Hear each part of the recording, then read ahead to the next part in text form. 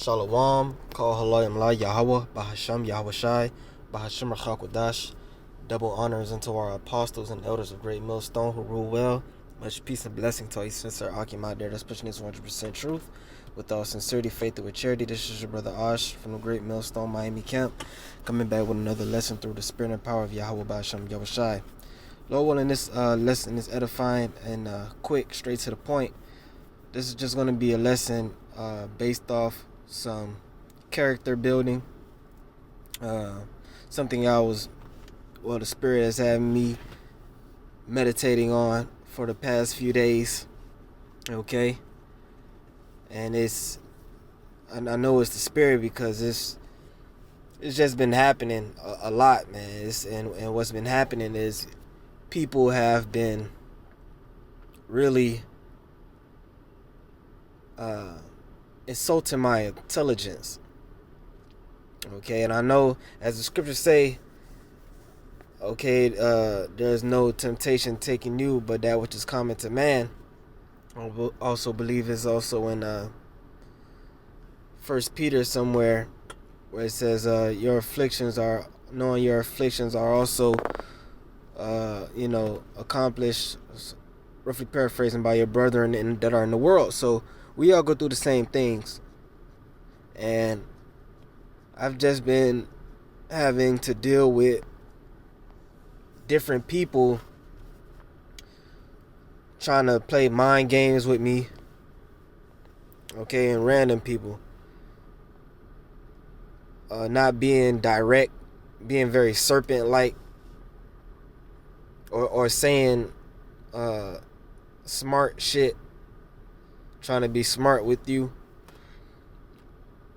And us brothers, man, through the spirit of power of Yahweh Basham Yahushai, we know how to deal in the world. We're not assholes, okay?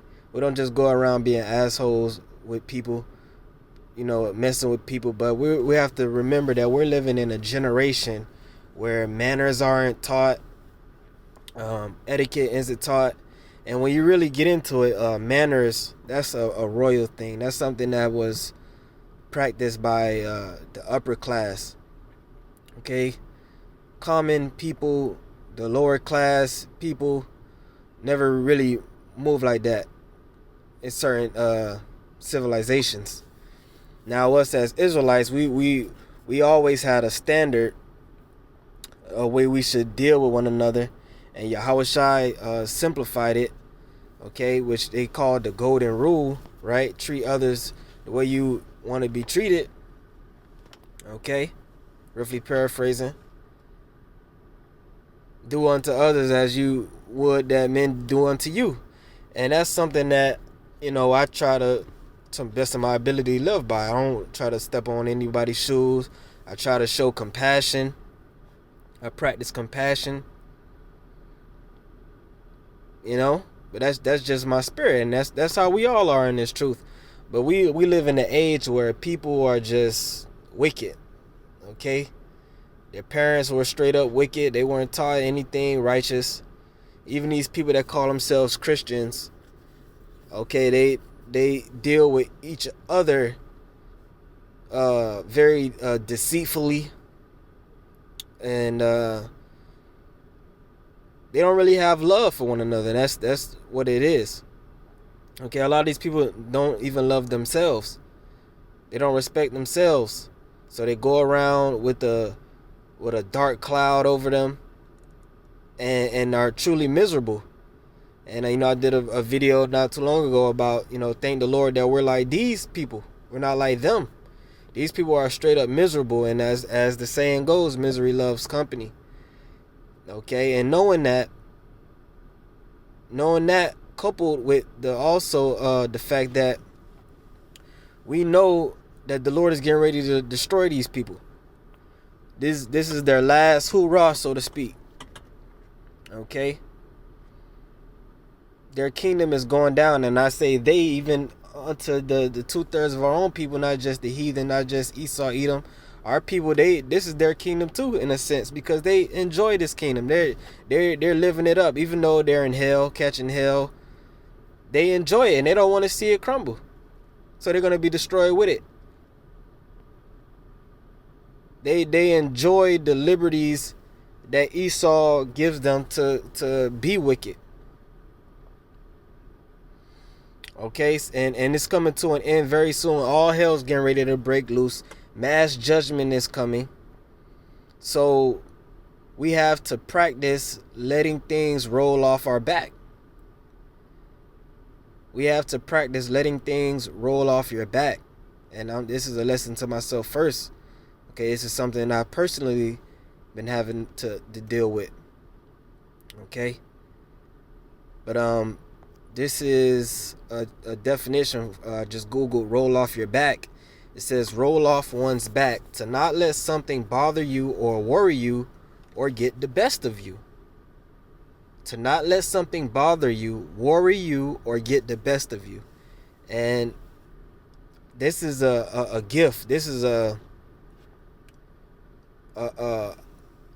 gift to have this type of mentality, to have this mindset. This is something that's not really taught like that in the world. The world pushes the vibration, an effeminate vibration that you have to react all the time to people's words or actions towards you. To always be in a reacting spirit, which, that's to be in your emotions, which is a womanly spirit. Okay, we have to be very stoic like in this truth. We have to, and that's how Yahweh Shai move. All right, and we see that in the scriptures when he was taken and he was being beat and whipped and interrogated. He didn't open his mouth. Certain things were said to him, very offensive, and he had the power to actually do something about it. We don't really have no power like that in this kingdom. So it's not only wise for it's not only for our own sake to not let them bother us or get the best of us, but let's say you do react, you could get yourself in a bad situation because we don't have no power. So we have to, it's not only good for us, but it's wise for us to move like this. We have to move like this, especially in the times that we're coming into now, because it's going to increase. That's what the Spirit has been showing me. It's going to people going to keep messing with us. Then why? Because like it says in Ephesians, we wrestle not against flesh and blood, but against principalities and them wicked spirits in high place, them left-hand spirits working through these people. And when everything's a test, everything is a trial. We have to know that. We have to understand that. Okay, and it's to your benefit. It's to our benefit. Like it says in Romans, the 8th chapter, all things work together for our good. The Lord is teaching us patience. The Lord is giving us the spirit of long suffering, which is all goes with being a righteous judge. The Most High himself is long suffering. Is our people first and foremost, Jake, disrespect the Lord all day long. But the Lord, he's long suffering. Even us, we sin, we do things that's off, and the Lord could, unknowingly. The scriptures speak about presumptuous sins the Lord could take us out for every day. But the Lord is patient and long suffering. So we ought to be that same way. That's another part of doing unto others what you would do unto you. Because sometimes we may be assholes unknowingly. But there's a lot of people going around being assholes on purpose, trying to get a reaction out of you. But that's especially these women, they got something called shit tests. Women, they like to try to push men's buttons to see how far you can go. But there's a thing called a holding masculine frame. You hold masculine frame by being stoic, being unemotional, and actually using logic and reason and being patient. Those are all manly traits, godly traits, if you will. Okay, so let me just get a few scriptures. The Lord willing, this is edifying. It's not meant to be long at all. Okay, I'll get this first. Ecclesiastes 3:1. To everything there is a season and a time to every purpose under the heaven. We bring this out all the time, knowing it's basically what? A time and place for everything, right? Getting to the point. Verse 7, a time to rend and a time to sow, a time to keep silence and a time to speak. So there is a time to speak. This is balance. There's a time where you may have to say something or do something or react in a way using wisdom when something is brought before you. But we don't just automatically react with emotion. And a lot of things don't even need a response. You know, in these different situations, I've been having people say shit to me. I could have said something slick back or something smart back, or you know, but I just say okay. Yeah, you got it. Yeah, you're right. Why? Because we're confident in our spirits. We don't need some sort of vainglory. These people have low self-esteem, low self-image. They feel like they have to win a battle. They need that to boost their ego. But we're not into our ego. We're not into the flesh. We're looking for spiritual victories over carnal victories. Okay? We're looking for the spiritual W's. We understand that all this vain shit in the world don't mean nothing. It's nothing to fight about. It's nothing to, it's a whatever. We got something way greater coming to us. Why these people got destruction coming to them? And I say that with faith. Okay? A lot of times a lot of things don't even need a response. These people, they don't have no life. They ain't got nothing to lose. You know?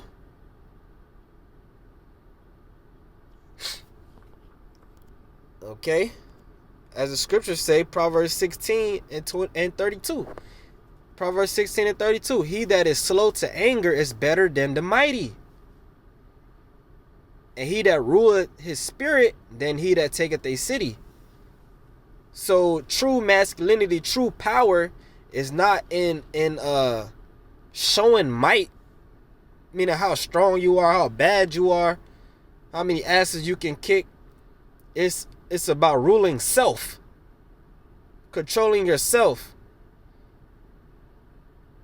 Okay?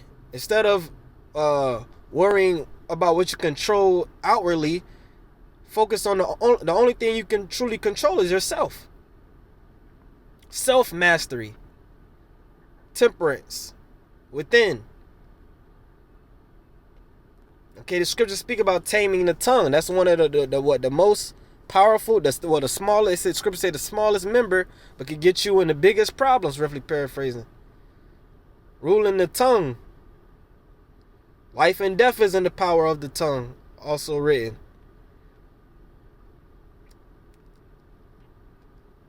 So ruling your spirit is something very powerful. That's not taught in this world. A lot of people don't have that gift. Certain people that's always in trouble, always getting in some situation. Why? Because they really don't have no rule over their spirit. And that's a shame, really, when you think about it. Because as we say, that's the only thing that you really can control. You can't control nothing. These people, especially these women, gotta speak on them again. Which we don't speak on these women all the time. But it's a perfect example. A lot of these women get themselves in all different types of problems. Or they want to change everything. They want to change men. Why are you looking at me? Why are you looking at my body? Why are you objectifying when we know they like to be objectified? But only thing they can control is themselves. Only thing they can control is the way they dress. But they want to change men, a man's nature. Instead of worrying about themselves, instead of worrying about don't go outside at 2 a.m. and walk in a dark alley, they want to change the nature of men. Stop acting like an animal, this and that. You can't change a lion's nature. You won't wave a steak in front of a lion and say, bad kitty, sit down. So we have to have, we're the only thing we're responsible of is ourselves. Our own actions, which is what? Accountability.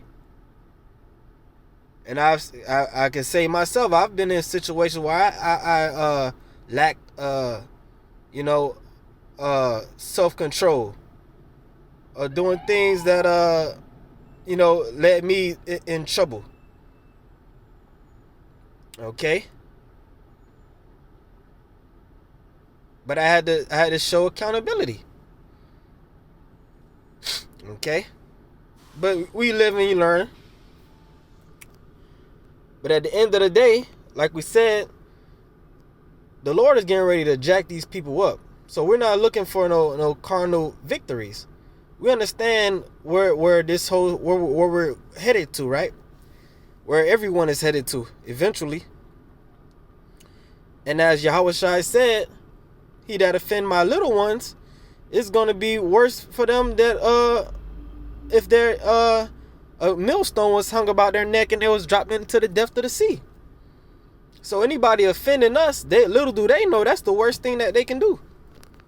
And saying that, with faith and humility, it's just what the Lord said. A lot of times the Lord will cause people to do things to you as a test for you and a destruction for them, to seal their fate. Okay, but this is Romans chapter 12, and